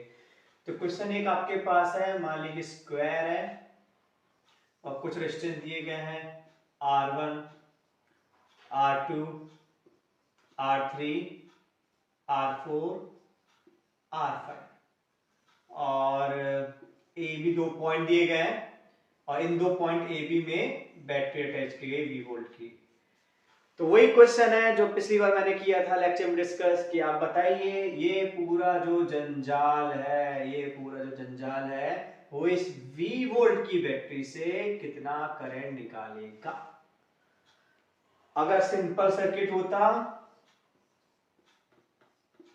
ये V होता, ये R होता, तो कितना करंट निकालेगा, सीधा सा हम ओम्स लॉ लगा देते और ओम्स लॉ में V equal to I R लगा देते तो V बाय आर क्या हो जाता, I। कितना सिंपल होता। लेकिन यही तो अब हमें सीखना है कि अगर पूरा एक जंजाल है, ये तो बहुत सिंपल प्रॉब्लम है, तो हम समझेंगे कॉन्सेप्ट को कि कितना कैसे किया जाए इसको। ठीक है, तो ये आपका क्वेश्चन, आप स्क्रीनशॉट ले सकते हैं और आपको सिखाया जाएगा कैसे इसको अप्रोच करते हैं। पहले से कॉन्सेप्ट समझाते हैं आपको। ठीक है, हम इसको रब कर रहे हैं।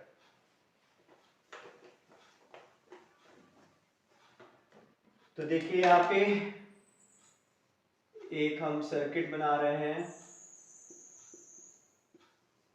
ये V वोल्ट की बैटरी है, रेजिस्टेंस R1 है, R2 है। मैंने आपको एग्जांपल दिया था, राजा का एग्जांपल दिया था, याद है ना आपको।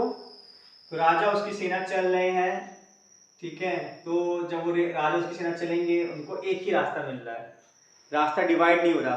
जब मैंने पिछले लेक्चर में बात की थी तो बताया था, देखिए रास्ता डिवाइड हो रहा है ना।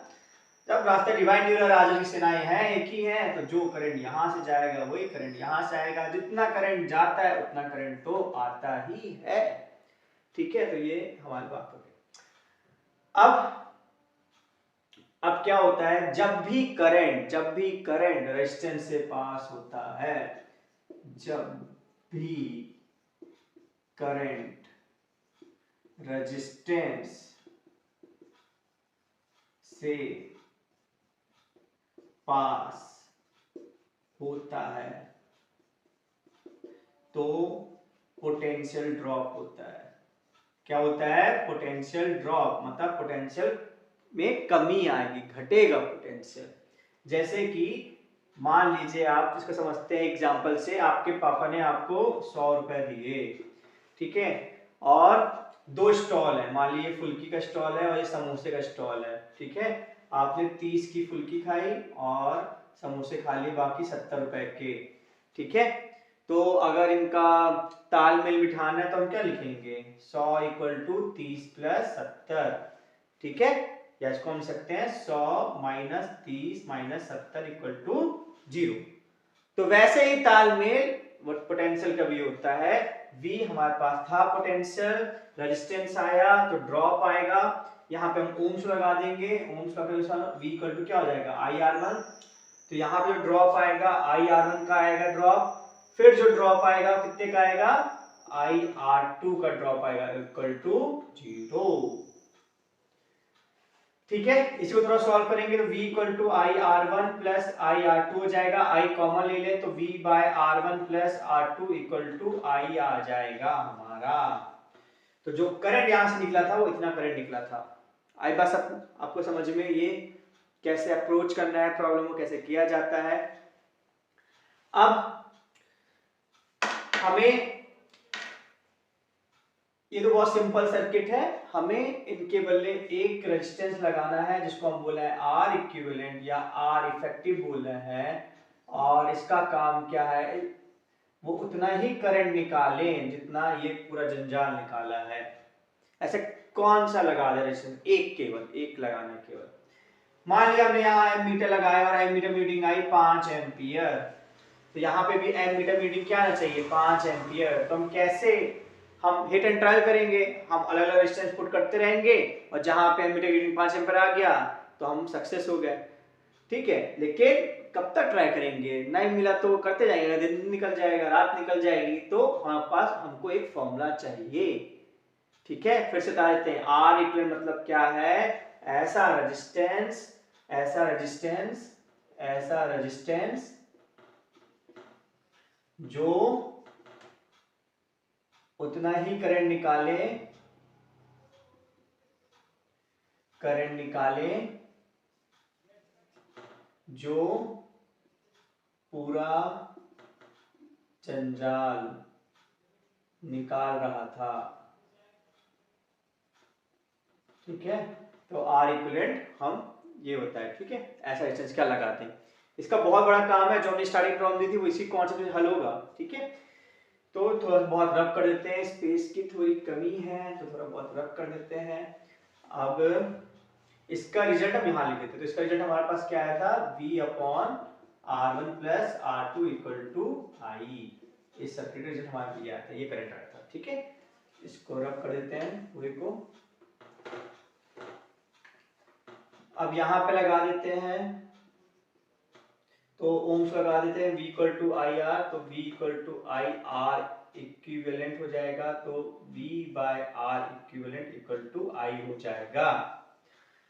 ठीक है, ये करंट और ये करंट सेम आना चाहिए, यही तो हमारा मेन मोटिव है। तो इनको बराबर कर देंगे तो क्या आ जाएगा, V upon R1 plus R2 equal to V upon R equivalent. ये कैंसिल हो जाएगा, तो R equivalent equal to R1 plus R2 आ गया हमारा रिजल्ट। ठीक है, आ गया ना, रिजल्ट आ गया।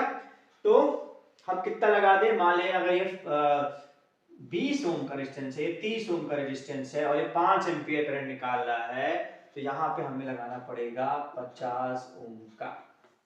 ठीक है, तो कितना सिंपल है, पहले बता देते कि सम होता है बस। ठीक है, लेकिन हमने जब पहला कॉम्बिनेशन किया था ये रिजल्ट नहीं आया था, तो आप वो वीडियो देखिएगा और समझिएगा पहले कॉम्बिनेशन में क्या रिजल्ट आया था। ये नोट कर लीजिए, ये रिजल्ट बहुत इंपॉर्टेंट है, R equal to R1 plus R2। अब इसमें और भी बातें हैं, और भी चर्चाएं हैं जो हम करेंगे।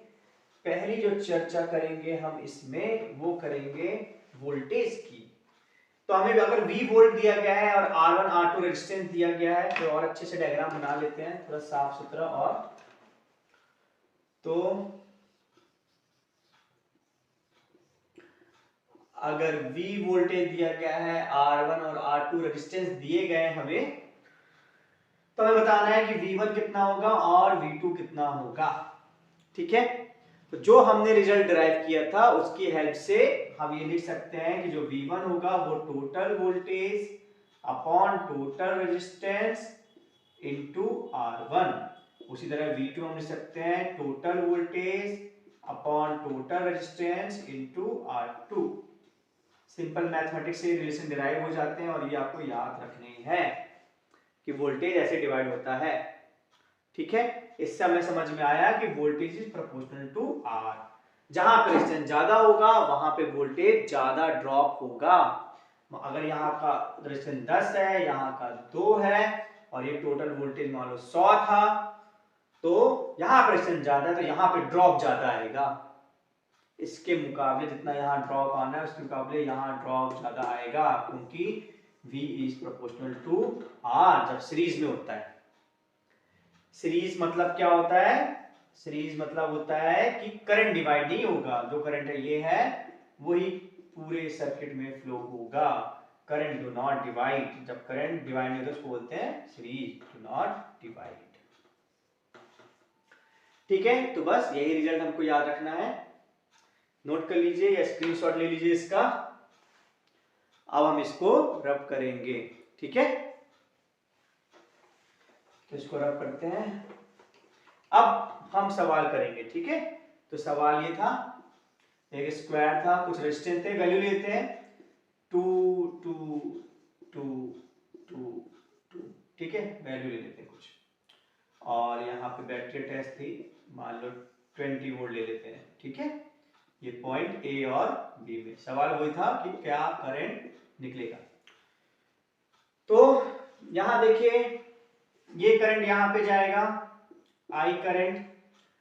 अब यहां पे देखिए, इसको दो रास्ते मिल गए, तीन रास्ते मिल गए, है ना, एक ये, एक ये। तो मान लीजिए यहाँ I1 गया, यहाँ I2 गया और यहाँ पे I3, तीन रास्ते मिल गए ना। जैसे राजा की सेना की जमलदार बड़े दरवाजे से निकली राजा की सेना, तीन रास्ते मिल गए, बढ़ गई। अब I1, अब देखो जो ये I1 करंट जा रहा है, वही I1 करंट यहाँ पे भी जाएगा ना, कोई और दूसरा रास्ता तो है नहीं, उसको यही जाना पड़ेगा। तो यहाँ पे इन दोनों में सेम करंट जा रहा है। जब इन दोनों में सेम करंट जा रहा है तो ये दोनों किस में हो जाएंगे, करंट सेम किस में होता है, सीरीज में। तो ये दोनों हो जाएंगे हमारे सीरीज में, ये दोनों हमारे हो जाएंगे सीरीज में। तो सीरीज में जो आर इक्विवेलेंट क्या होता है, दोनों रेजिस्टेंस का सम। तो 2 + 2, तो ये हो जाएगा 4। ये क्या हो जाएगा 4। तो इन दोनों के बदले हम इसको 4 लिख सकते हैं, ठीक है। इतना नोट करिए जल्दी से। अब हम इन दोनों के बदले लिखेंगे 4। यही तो काम होता है, वो रेजिस्टेंस घटाता रहता है, इतना पूरा जंजाल को एक में बदल देगा, सिंपलीफाई, फिर ओम्स लॉ लगा देंगे, सिंपल। तो ये हमारा हो गया 4, ठीक है, ये हो गया 4, ठीक है, कोई दिक्कत नहीं। ये 2 था। अब देखिए यहाँ पे ये बी पॉइंट है, ये हम सी पॉइंट लेते हैं। देखिए इसके बीच का ये पोटेंशियल AC है, इसके बीच का पोटेंशियल AC है। तो ये दोनों जो हमारे हो गए, जब पोटेंशियल सेम होता है तो क्या होता है, पैरेलल। और जब पैरेलल होता है तो फॉर्मूला क्या आता है, R इक्विवेलेंट का, R1 R2 upon R1 plus R2। तो जल्दी से लगाइए, 4 × 2 4 + 2, तो 8/6, 2 4 2 3 3 1 110, 1.33। तो क्या जाएगा 1.33। देख कितना बड़ा जंजाल था, हम उसको सॉल्व करते गए, करते गए, यही करना है हमको। तो 1.33 आ जाएगा, नोट कर लीजिए। अब इसके बदले हम 1.33 लगाने वाले हैं, ठीक है, इन दोनों के बदले। नोट कर लिया होगा, स्क्रीनशॉट ले लीजिए, ठीक है।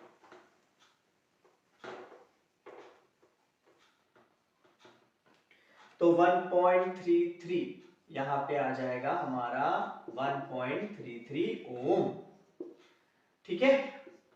अब देखिए जो ये करंट एंटर करेगा, मान लीजिए दो रास्ते अब हैं केवल, सिंपलीफाई करना। अब जो I1 यहां जाएगा वही I1 यहां जाएगा, कोई और रास्ते नहीं है।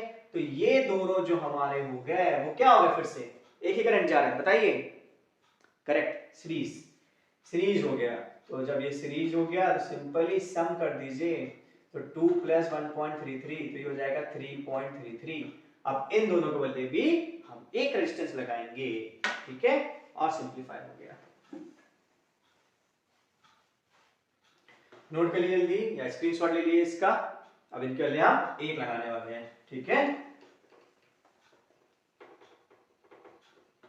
तो 3.33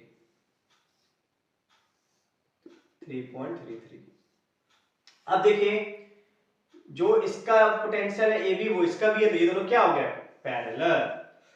जब ये पैरेलल होगा तो क्या हो जाएगा, R इक्विवेलेंट क्या होता है, R1 R2 R1 plus R2। तो ये क्या हो जाएगा 3.33 × 2, 3.33 + 2 666 अपॉन 5.33। बस इसको सॉल्व कर लीजिए तो आपका R इक्विवेलेंट आएगा। मतलब इनके बदले भी मैं एक लगा सकता हूं, लगा दूं मैं,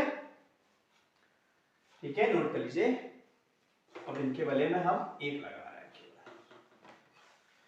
तो देखिए इनके बदले हम केवल एक लगाएंगे और ये हमारा अल्टीमेट रेजिस्टेंस आ गया 6.66 अपॉन 3.33, 5.33, सॉरी 5.33, ठीक है। बस अब सिंपली यहां लगा दिए, V = IR, V हमारा 20 है, I निकालना है, और R इक्विवेलेंट 6.66 × 5.33। इसको सॉल्व करेंगे तो आपका I आ जाएगा। देखा कितना सिंपल है करना। Thank you so much.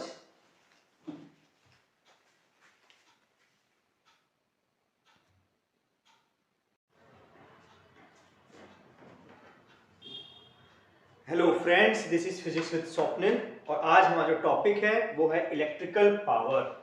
ठीक है, तो आज हम समझेंगे electrical power. Electrical power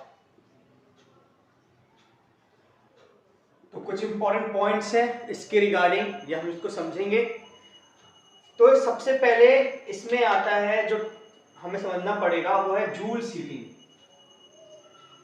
joules heating, जैसे कि आप समझ गए होंगे, जो जूल है एक साइंटिस्ट का नाम है। ठीक है, और हीटिंग मतलब समझते हैं क्या है, तो उसने क्या खोजा यह हमें समझना है। तो क्या होता है कि अगर ये मेटल वायर है, ये मेटल है, मेटल मतलब क्या होता है, रूम टेम्परेचर में फ्री इलेक्ट्रॉन्स होंगे जो रैंडमली मूव करेंगे। ठीक है, तो इनकी रैंडम स्पीड होती है, रूम टेम्परेचर में रैंडमली मूव करते हैं।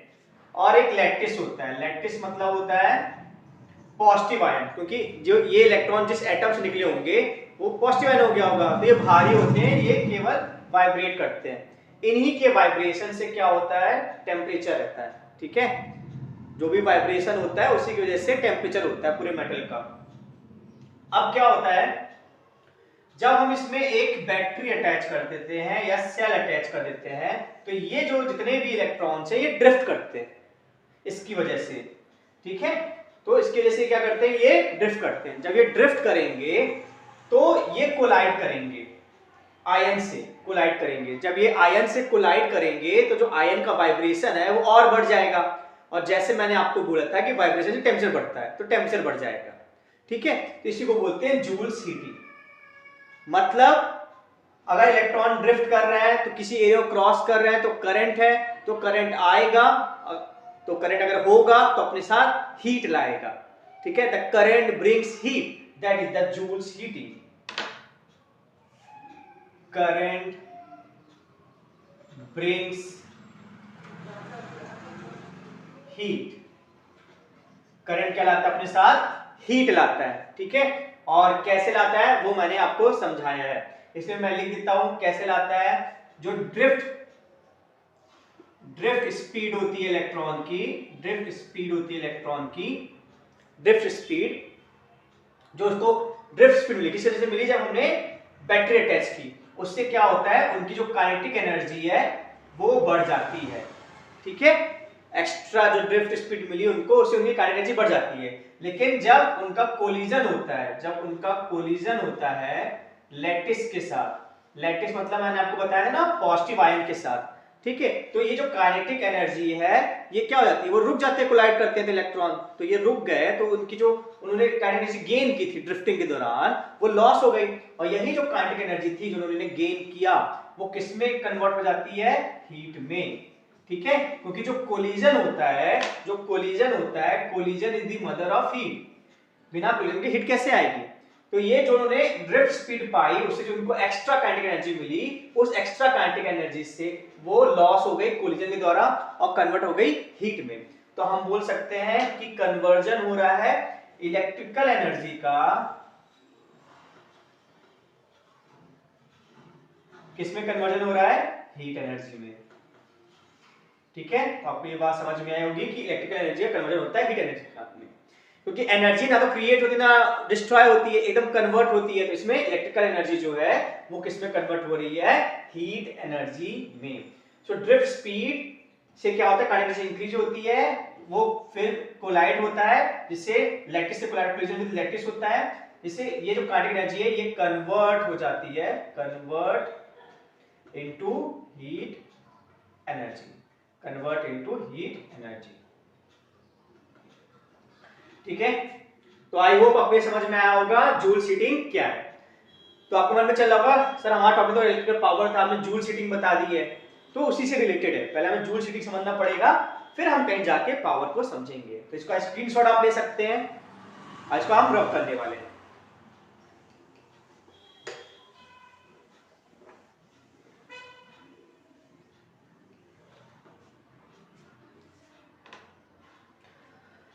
तो इसका जो जूल्स हीटिंग आई हमारे पास, उसको हम ऐसे नोट करते हैं, उसका फॉर्मूला आता है I² RT, ये जूल्स हीटिंग का फॉर्मूला है। इसको हम डिराइव नहीं करेंगे, किसी और लेक्चर में डिराइव करेंगे। जहां पे H है जूल्स हीट, I हमारा है करंट, R हमारा है रेजिस्टेंस और T हमारा है टाइम। ठीक है, तो जो जूल्स हीट होती है, क्योंकि फिजिक्स पढ़ रहे हैं, फिजिक्स में बिना फॉर्मूले का कोई मतलब ही नहीं फिजिक्स पढ़ना। ठीक है, तो हमें एक फॉर्मूला चाहिए। तो जूल्स हीट कितनी आती है, I स्क्वायर RT कितनी आती है। ओके, नोट कर लीजिए, ये जूल्स हीटिंग का फॉर्मूला है। रब कर दे इसको, ये स्क्रीनशॉट ले लिया इसका। अब इलेक्ट्रिकल पावर, तो इलेक्ट्रिकल पावर में जो एग्जांपल हम लेंगे वो लेंगे बल्ब एग्जांपल। तो ध्यान से समझिएगा, बल्ब एग्जांपल हम लेंगे। तो आपने फिलामेंट वाले बल्ब देखे होंगे, ये बहुत ही पतली तार होती है, इसको बोलते हैं फिलामेंट बोलते हैं। अगर बल्ब में अगर आप ध्यान देखें, अब कहाँ ही बल्ब मिलेंगे, अगर मिल जाए आपको पुराने बल्ब मिल जाए, तो वहां पे बल्ब में या कोई भी इलेक्ट्रिकल डिवाइस में दो चीज रहती है। एक तो दिया रहता है पावर, ठीक है, जैसे इसका दिया गया है 100 वॉट, और एक तो दिया रहता है वोल्टेज। वोल्टेज मतलब वोल्टेज दिया रहता है, जैसे 220 वोल्ट दिया रहेगा।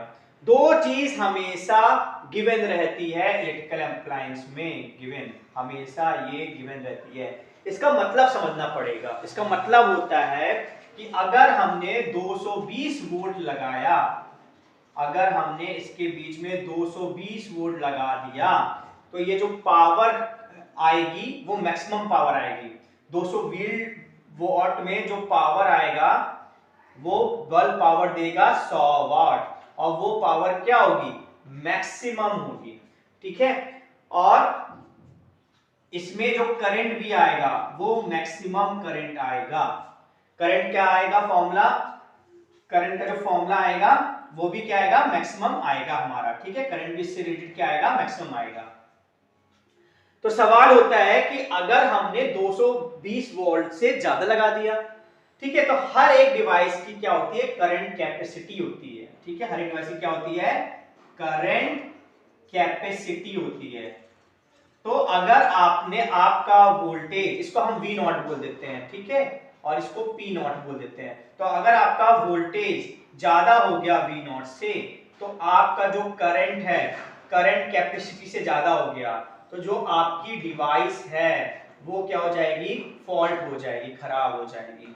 ठीक है, तो ये बात समझ में आया आपको। डिवाइस कब खराब होती है, जब आपका वोल्टेज मैक्सिमम वोल्टेज चला गया, तो करंट भी करंट कैपेसिटी चला जाएगा और डिवाइस फॉल्ट हो जाएगी। लेकिन अब क्वेश्चन आता है अगर कम हो तो अगर आपका वोल्टेज कम होता है तो जो आपकी पावर कंज्यूम होती है वो रेटेड पावर से कम कंज्यूम होती है।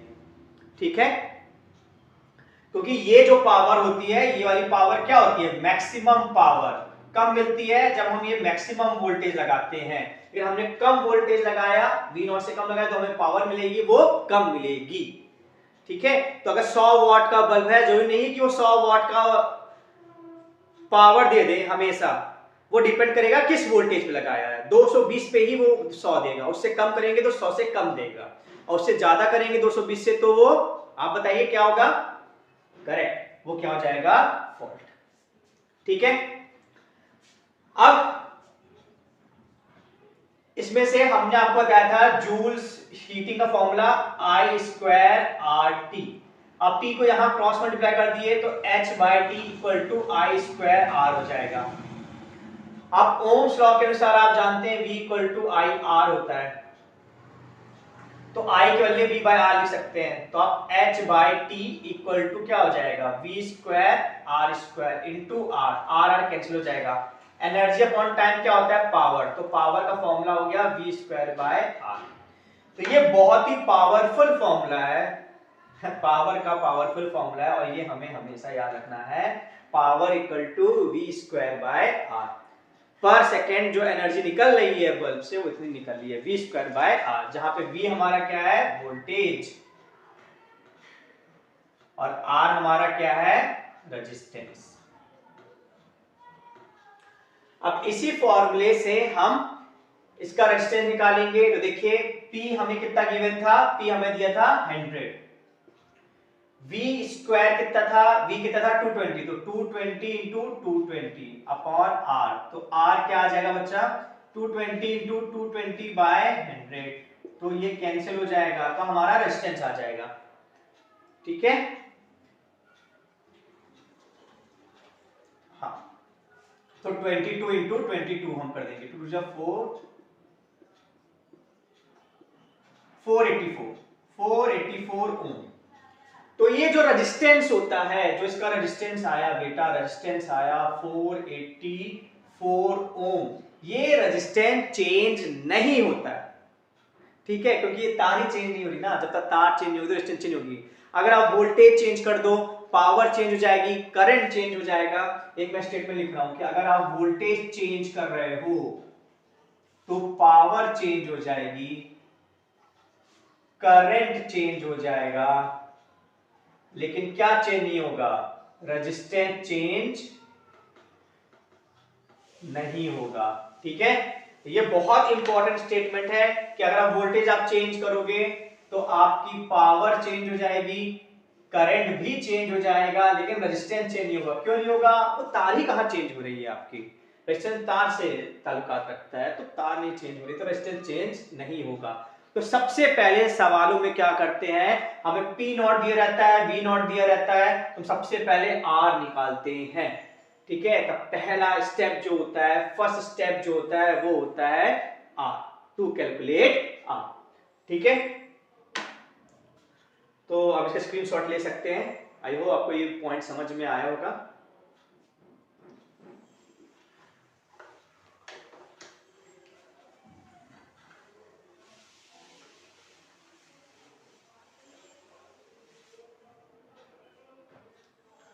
अब देखिए यहां पे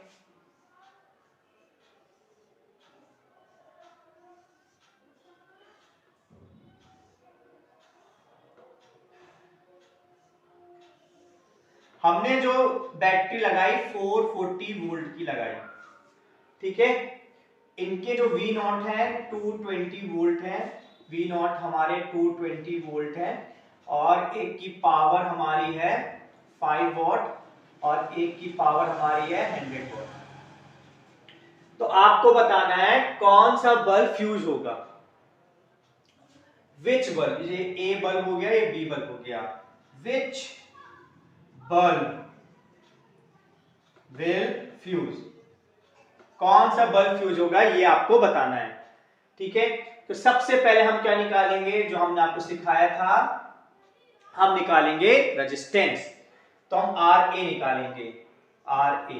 तो RA क्या हो जाएगा, हम फॉर्मूला जानते हैं, P equal to V square by R होता है, तो RA क्या हो जाएगा, V स्क्वायर बाय P, तो 220 इंटू 220 अपॉन P कितना है 5। इसी तरह RB निकल जाएगा, RB कितना आएगा 220 इंटू 220 बाय 100।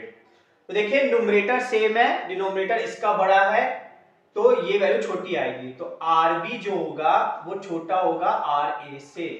ठीक है, तो इसी का इक्विवेलेंट सर्किट में बना लेता हूं। ये देखिए, ये RA है, ये RB है, और यही हमारा 440 वोल्ट है, ये 440 वोल्ट है, ये हमारा RA है और ये हमारा RB है। तो RB क्या है हमारा, RB हमारा छोटा है, RB हमारा छोटा रेजिस्टेंस है और RA बड़ा है। ठीक है, अब देखिए यहां पे, अब सीरीज में ये दोनों है, जब सीरीज में होता है तो पोटेंशियल ड्रॉप होता है, जिसका रेजिस्टेंस ज्यादा होता है उसमें पोटेंशियल ड्रॉप ज्यादा होता है। ठीक है, तो इसके मुकाबले यहां पे पोटेंशियल ड्रॉप ज्यादा होगा। अब 440 टोटल था, सम 440 आना चाहिए, अब यहां पे ज्यादा आना चाहिए, मतलब यहां पे जो वोल्टेज ड्रॉप आएगा वो इससे ज्यादा आएगा, तो यहां पे 220 से ज्यादा आएगा, तो यहां पे क्या आएगा, ग्रेटर देन 220, और यहां पे क्या आएगा, लेस देन 220। ठीक है, मान सकते हैं कि यहां पे आ गया आपका 300, और कितना बचा 140, यहां मान लो कि 140 आ गया, 140 वोल्ट।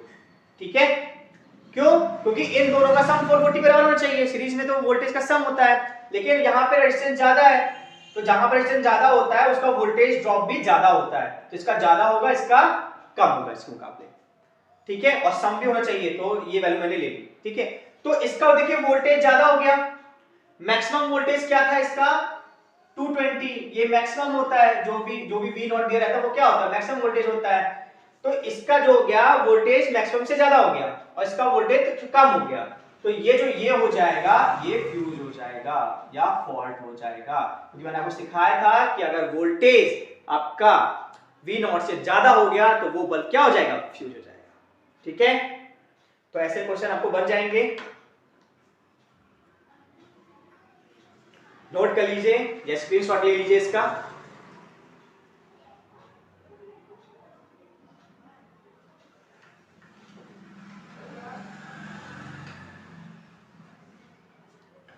अब अगर रेजिस्टेंस पैरेलल में है, अगर रेजिस्टेंस पैरेलल में है, जैसे मान लेते हैं ये R1 है, ये R2 है और ये वोल्टेज V है, हम अभी डेरिवेशन नहीं करेंगे, डायरेक्ट रिजल्ट लिखेंगे। मान लेते हैं पावर P1 है, ये पावर P2 है, ठीक है। तो जो टोटल पावर आएगी, ये जो पूरा सर्किट का टोटल पावर आएगी, ये जो पूरा सर्किट का टोटल पावर आएगी पैरेलल में, तो वो आती है 1/P टोटल, या इसको बोलते हैं इफेक्टिव पावर, ये होती है 1/P1 प्लस 1/P2। इसी को आप सकते हो P effective equal to, sorry parallel में सीधे ऐड हो जाता है, पैरेलल में ऐड हो जाता है पावर, पैरेलल में ऐड हो जाता है, तो P इफेक्टिव जो हो जाएगा वो P1 प्लस P2 हो जाएगा। तो पैरेलल में पावर सिंपली ऐड हो जाते हैं, ये आपको ध्यान में रखना है, ठीक है। तो स्क्रीनशॉट ले लीजिए। तो अगर पैरेलल में ऐड हो जाएंगे तो सीरीज में क्या होगा, जस्ट इसका उल्टा होगा, और इसका एक एप्लीकेशन भी बताऊंगा, ठीक है। तो नोट कर लीजिए इसको या स्क्रीनशॉट ले लीजिए इसका। अब देखिए, अगर रेजिस्टेंस सीरीज में होते हैं, अगर रेजिस्टेंस हमारा सीरीज में है, अगर रेजिस्टेंस हमारा सीरीज में है R1, R2 और V, मान लो पावर P1 और पावर P2 है, जो P इफेक्टिव होगा वो होगा P1 P2 upon P1 plus P2, ये P इफेक्टिव होगा, नोट कर लीजिए,